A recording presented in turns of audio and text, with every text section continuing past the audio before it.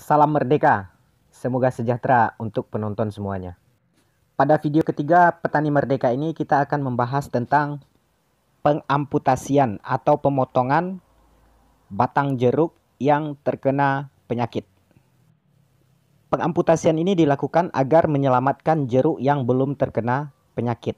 Dalam satu batang ada sebagian batang jeruk tersebut dahannya yang terkena penyakit. Jadi harus diamputasi. Kalau tidak segera diamputasi atau dipotong, akan menular ke dahan yang lainnya. Seperti yang terlihat di video ini, ada daun, dahan dan ranting yang masih hijau, itu yang belum terkena penyakit.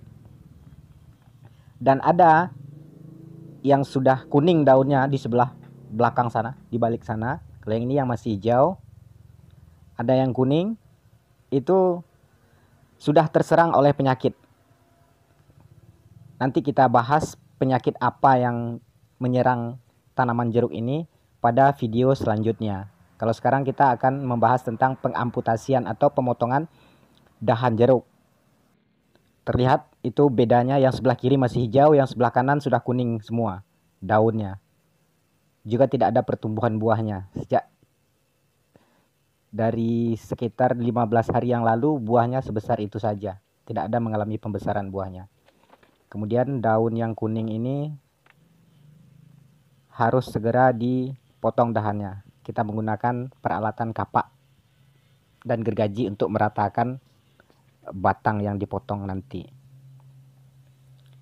Itu pemotongan ini dilakukan untuk menyelamatkan dahan yang masih sehat. Itu yang sebelah kiri masih hijau, masih sehat. Kalau yang sebelah kanan ini sudah terkena atau terserang penyakit. Kemungkinan penyakitnya ini busuk akar atau busuk batang. Semoga saja dengan penebangan ini jeruknya bisa diselamatkan. Nanti pada video selanjutnya kita juga akan membahas tentang cara mengatasi atau penanganan terhadap jeruk yang sudah terkena busuk akar atau busuk batang. Ini sekarang kita potong, kita buang semuanya bagian dahan yang sakit tersebut, karena kalau tidak segera dibuang kemungkinan akan berpindah ke dahan yang masih sehat. Itu prinsip pengamputasian atau pemotongannya.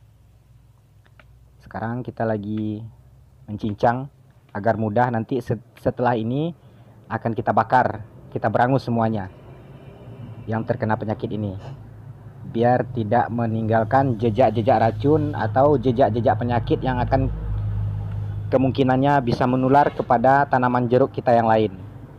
Ini harus segera diatasi. Tuh terlihat yang lagi mencincang dahan-dahan dari jeruk agar mudah nantinya dibakar. Yap.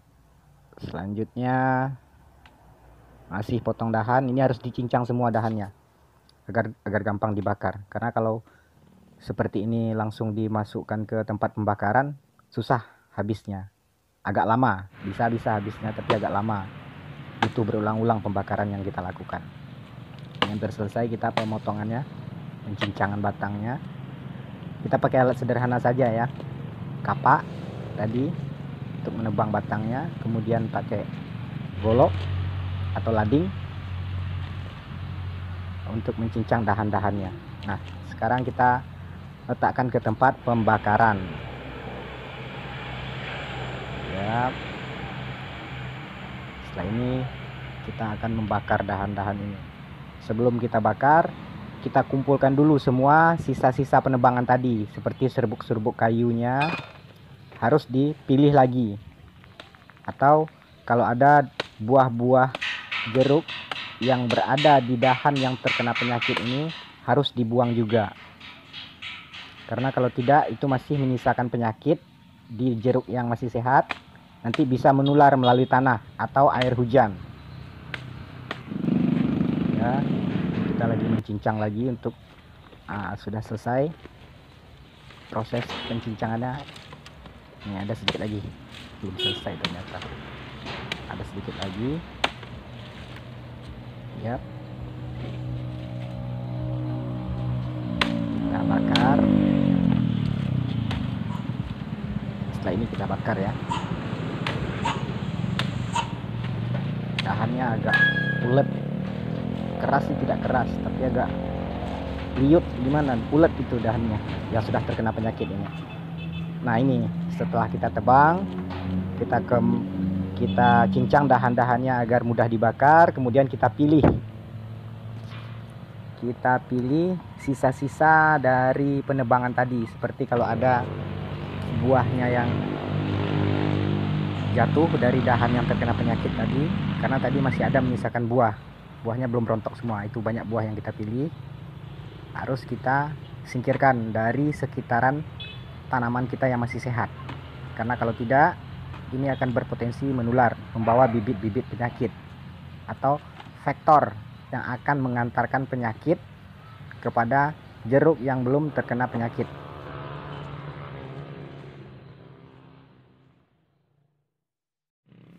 Nah, sekarang kita lagi membakar dahan-dahan ranting atau bagian dari jeruk yang terkena penyakit tadi. Semuanya harus diberangus sampai habis agar tidak menyisakan bibit penyakit.